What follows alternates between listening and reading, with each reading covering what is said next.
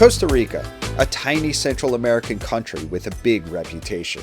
It's a fertile land of lush jungles, cloud-covered mountains, towering volcanoes, and rocky coast. Nearly a third of the entire country is protected in some capacity, with 28 national parks, ranging from Caita National Park to Arenal to the Monteverde Biological Preserve. This is an amazing country for nature lovers, and even better for camping, overlanding, and adventuring. Now, I had been to Costa Rica many times before. I studied Spanish down here in the mid-90s, staying with a family in San Jose. I've since been back many times over the years for various adventures, most recently in 2021 when I went back to the town of Montezuma to learn how to surf. But this trip was different. I was coming down here to combine my newfound love for overlanding with my long history of adventuring in Latin America. I found a company called Nomad America that rents out fully equipped 4x4 overlanding rigs. They've got a fleet of 4Runners, Land Cruisers, Toyota Hilux, and FJ Cruisers. They set you up with a rooftop tent, pillows, cooler, stove, cook gear, basically all the camping gear you need just to fly in, grab the keys, and hit the road. Now, having traveled nearly all of Latin America by bus over the past 20 years, I've often had a long-term goal of driving the whole Pan-American Highway. But I figured this was an easy way to get a week-long experience of what driving and overlanding in Latin America is like. I loaded up my FJ Cruiser at Nomad headquarters and hit the road. Now, seeing it was my first time behind the wheel in Costa Rica and there were only 2 hours to sunset, I didn't want to go far that first day. I hit a grocery store down the road, grabbed just enough food, water, and supplies to get me through a day or two. I found this cool site on the iOverlander app called Caprina Land. It's right above the mountains in Alajuela, and it has a well-marked following on Instagram as a common stopover for overlanders. Now, it may just be a clearing in a field on some guy's farm, but it's quiet, tranquil, and a beautiful place to spend the night. Starting to get dark. I just made it to my first campsite, so I came up through Alajuela. It was about a 45-minute drive. Came up in the mountains overlooking Alajuela and San Jose. I can't really see anything because it's really foggy out here right now, and the sun's starting to go down, but it's a pretty cool place. Sort of like a clearing in the jungle. This is a farmer's land and lets people camp out here. And man, I'm the only one out here tonight, so it's pretty amazing.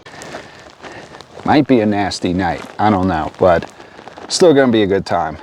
Gonna try to scavenge up some dry wood to make a fire if I can, and gonna cook up some dinner. I went ahead and cracked open my first Imperial. This is the best beer in Costa Rica. It's my favorite, but tastes good out in the jungles, tastes good in the rain. Looking like it's going to be a pretty nasty night. It's kind of cool up here in the mountains, and rain's coming in, so I'm going to test out this rooftop tent. We'll see how it does. Now, the rainy season, or winter as they call it in Costa Rica, can be quite unpredictable. It doesn't necessarily mean it's going to rain around the clock, but there's a good chance it's going to rain every afternoon, with some of those afternoons getting quite heavy downpours. Alright, it was kind of hard to get all this set up. It's been raining, bad weather. Trying to cook up some dinner. Kind of keeping it simple tonight. I went to a corner grocery. They did not quite have everything I wanted, so I don't have much seasoning, but whatever. It's all part of fun. So got my little kitchen set up, and had another group of overlanders came, and they are right over there, but it's still a lonesome night out here.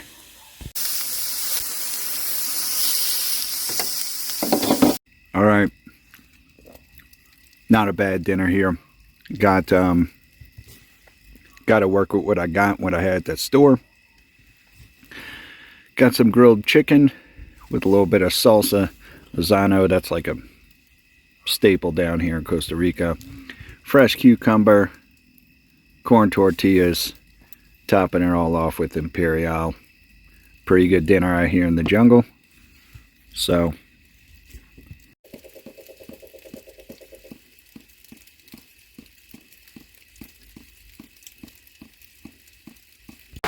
all right, so it is really starting to storm out here.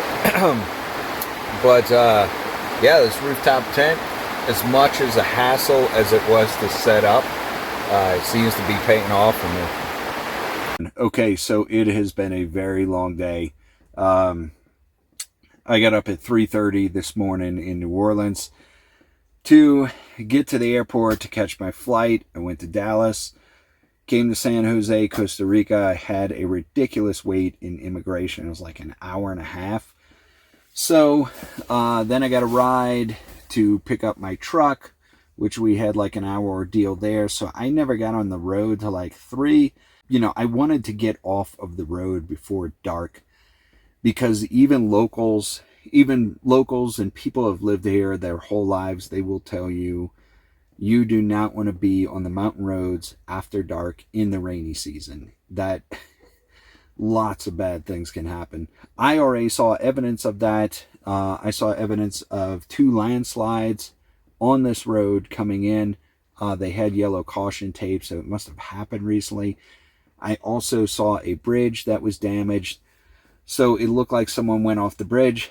So I'm quite thankful I got off the road before dark. You know, this rooftop tent, I gotta say, the thing was a pain in the ass to set up.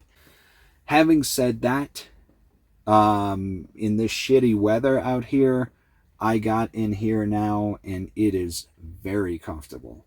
I'm high, I'm off the ground. It is super dry in here. Now that I zipped up all the windows, it's getting warm.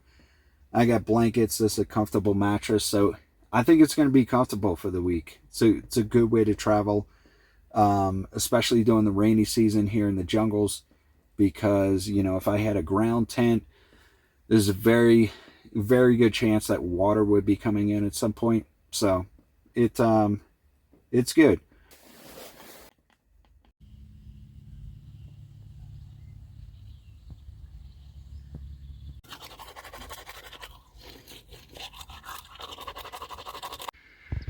Buenos dias.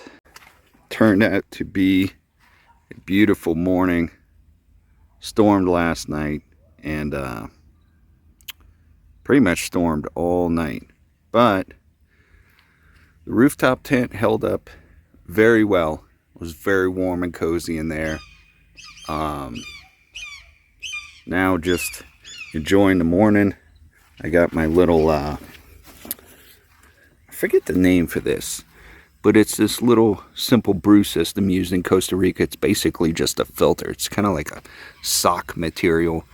You pour your hot water in there, drips down any coffee. So it's just like a little drip press. Picked up this Cafe Brit Sloth blend. I mean, of course, Costa Rica is known around the world for its coffee.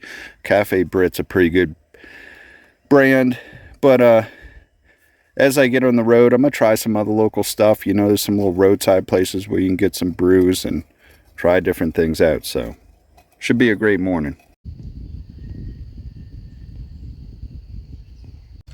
So after getting my fix of coffee, I walked around the property to take in the views and check out the flora.